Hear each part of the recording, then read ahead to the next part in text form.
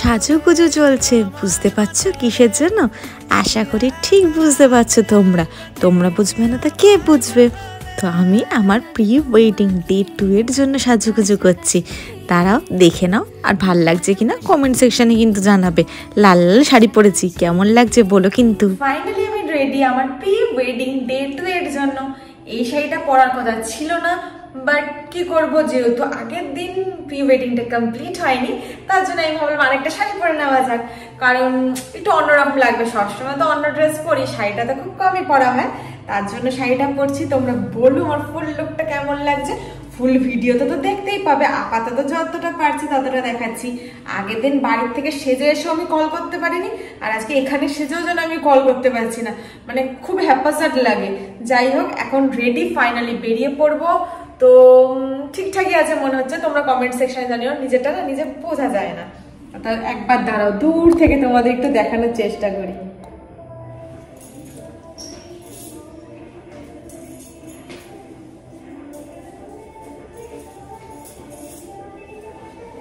তো কেমন লাগছে বলো তোমরা।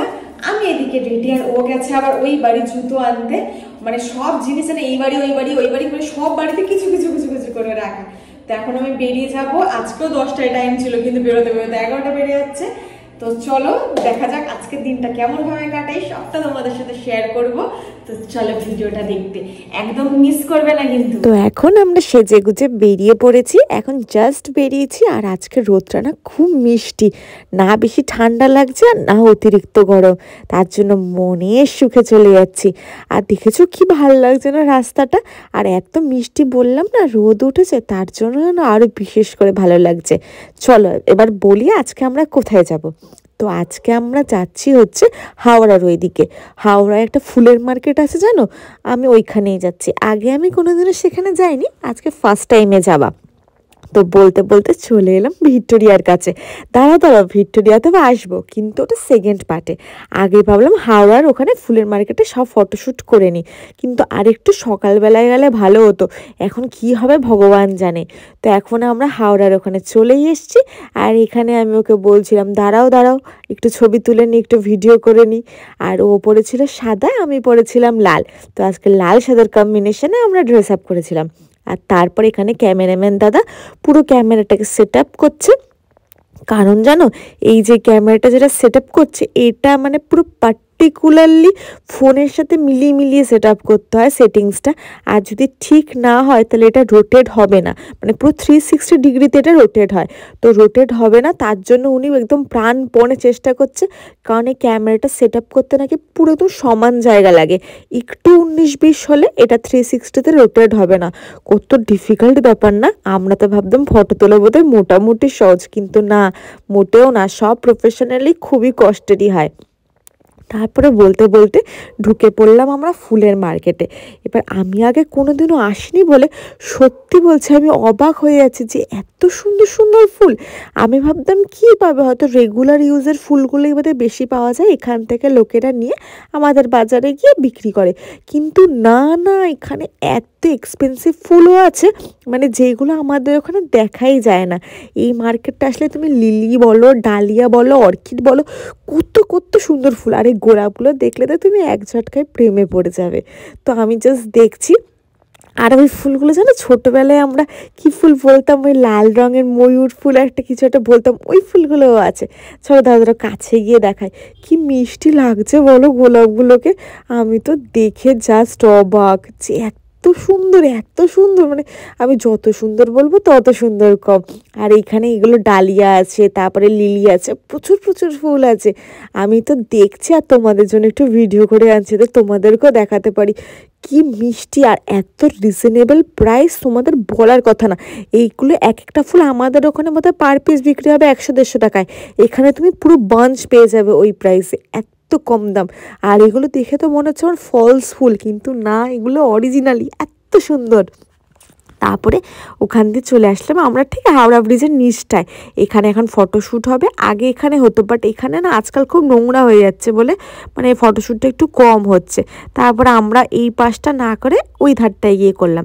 আর তারপরে ক্যামেরাম্যান দাদা বলল কিছু গোলাপ কিনে নাও, তো ওখানে আমরা গোলাপ কিনছি। আর এতগুলো গোলাপ যেন কত কম দামে দিয়ে দিয়েছিল, দামটা আমার ঠিক মনে নেই, কিন্তু 50 টাকার মধ্যে ছিল এতগুলো গোলাপ। আমাদের এখানে তো পার পিসই পড়ে যায় 30 টাকা 40 টাকা, আর এখানে এতগুলো 50 টাকা মতন। ভাবো এত কম দামে এরা কী করে বিক্রি করে ভাই, আমার তো জানা নেই। আর কি সুন্দর লাগছে। তো এখানে উনি পুরো একদম বেঁধে ঠেদে নিচটা একদম কেটে দেবে যাতে কাঁটাগুলো হাতে না ফোটে। তো এইগুলো আমরা ক্যামেরা মানে ফটো তোলার জন্য ইউজ করছি। তো এইখানটা কেটে সুন্দর করে দিয়েছে। আর এই দেখো তারা সামনে এসে দেখাচ্ছি কতগুলো গোলাপ, আর এত রিজনেবল প্রাইসে। এটা একটু বড় হতো কিন্তু বড় হওয়ার আগে ওকে তুলে নিয়ে চলে এসেছে। তো যাই হোক, এখন শুরু হবে আমাদের ফটোশ্যুট। এখানে আমরা অনেক ফটোশ্যুট করেছি, আর তারপরে চেষ্টা করলাম মার্কেটে গিয়ে করার, কিন্তু মার্কেটে দাঁড়ানোর জায়গা নেই। দেখছো পিছনে কীরকম ঘিজি ভিড়, মানে ওখানে খুব প্রবলেম হয়ে যাচ্ছিলো ওই জন্য। তাই আমরা ওই হাওড়া ব্রিজের নিচে দাঁড়িয়ে ফটোশ্যুট করেছি, আর মার্কেটের ভেতরে 1টা থেকে 2টো শর্টস নিয়েছি কারণ খুব মুশকিল হয়ে যাচ্ছে। আর এখানে এখন ওরা দেখাচ্ছে কি কি ছবি উঠেছে, আর ওদের তো একটা ছবি ভীষণ ভালো লেগেছে, তো আমাদেরকেও দেখাচ্ছে দেখ এই ছবিটা এত ভালো লেগেছে। আমারও বেশ ভালোই লেগেছে।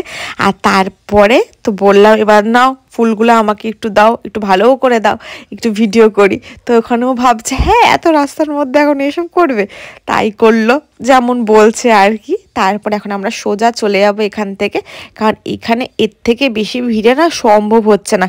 এই দিক দিয়ে ধাক্কা মেরে দেবে, ও দিক দিয়ে ধাক্কা মেরে দেবে, সত্যি প্রচুর ভিড় হয় এই জায়গাটা। আমার অত জানা ছিল না কারণ আমি ফার্স্ট টাইম এসেছি, বাট হ্যাঁ খুব মজা হয়েছে কিন্তু।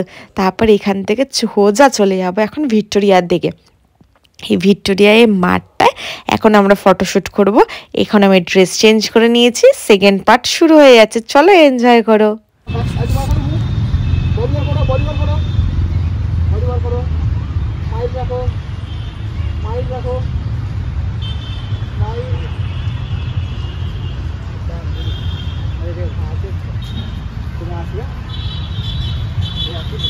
এইদিকে সবটা দেখে যাও।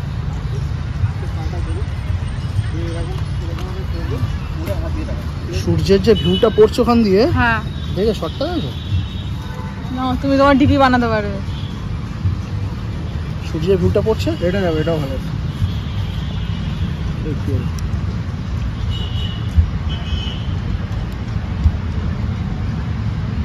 হ্যাঁ সত্যি ভালো লাগছে এটা আমার। তারপর যখন আমি এডিটিং হবে আরো চলে আসবে। গান কিরকম চাই, ট্র্যাডিশনাল গান? এখন আজকে এখানে ওরই বেশি ছবি তুলছে, কারণ এমনিতে ও খুব লজ্জা পাচ্ছিল একটু না, খুব না, মানে অনেক যাকে বলে। বাট এইখানে একটু ফাঁকা ফাঁকা ছিল, আর এইখানে না অনেকগুলো প্রি ওয়েডিং হচ্ছিলো, ওই জন্য লজ্জাটা একটু কেটে গেছে। বাট হাওড়ায় বিশ্বাস করো কোনো প্রি ওয়েডিং হচ্ছে না, শুধু আমরা।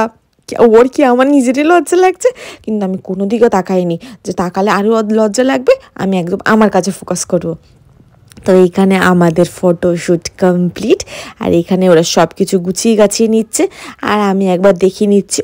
ওই দূরটা একটা প্রি ওয়েডিং ফটোশ্যুট হচ্ছিলো, আর বাদিকে আর একটা, আমার পাশে টোটাল 3টে ফটোশ্যুট হচ্ছিলো, কিন্তু বেশ ভালোই লাগছিলো। এখন আমি দেখাচ্ছি ওই পিছনে 2টো ক্যামেরাম্যান দাদা, আর এই হচ্ছি আমি, আর ওই হচ্ছে ও। এবার সব গুছিয়ে চলে যাবো বাড়ির দিকে, কিন্তু তার আগে দাঁড়াও ভীষণ খিদা পেয়েছে। তার জন্য কাছাকাছি নিউ মার্কেটের ওদিকে একটা রেস্টুরেন্টে এলাম, নাম জানি না রেস্টুরেন্টটার, কারণ ফার্স্ট টাইম এসেছি আর নামও দেখিনি, এত খিদে পেয়েছে গটগটি ওপরে চলে এসেছে। আর অর্ডার দিয়েছিলাম আমরা জিরার রাইস, আর সাথে দিয়েছিলাম চিকেন কষা। আর এক দাদা কিচ্ছু খায়নি, ও নাকি বাড়ির দিয়ে খেয়ে বেরিয়েছে, এখন আর খাবে না। আর এক দাদা খেয়েছে রুটি আর চিকেন কষা। তো আমরা এইগুলো এখন খাচ্ছি, মোটামুটি ভালোই ছিল। বাট জিরা রাইসে না জিরাটা আমার এত বেশি লেগেছে, আমার মনে হচ্ছিলো যে এমনি প্লেন ফ্রাইড রাইস অর্ডার দিলেই ভালো হতো, এত জিরা আমার পক্ষে খাওয়া সম্ভব না। কিন্তু কি করব, খিদে পেয়েছে, খিদের সময় তো না ভালো লাগা খাওয়ারও ভালো লেগে যায়। তো কোনো রকম পটপট করে খেয়ে নিয়েছে, কারণ সত্যি বলছি খুব বাড়ি যেতে ইচ্ছে করছে আমার, আর ভালো লাগছে না, আমি খুব টায়ার্ড। সেই সকালবেলা থেকে যুদ্ধ শুরু হয়েছে, এখন বেলা 4টে 5টা বাজতে চায়। কেউ আমাকে বাড়ি নিয়ে চলো, আমার আর কিচ্ছু লাগবে না। এই খাবারটাই যদি আমি বাড়ি বসে পেতাম কি ভালোই না লাগতো, কিন্তু কি করব বলো, সবার সাথে গেছি, ওইভাবে না খেলে হয়? তাহলে তো তারাও খেতে পারবে না, কেমন একটা অদ্ভুত ব্যাপার থাকে।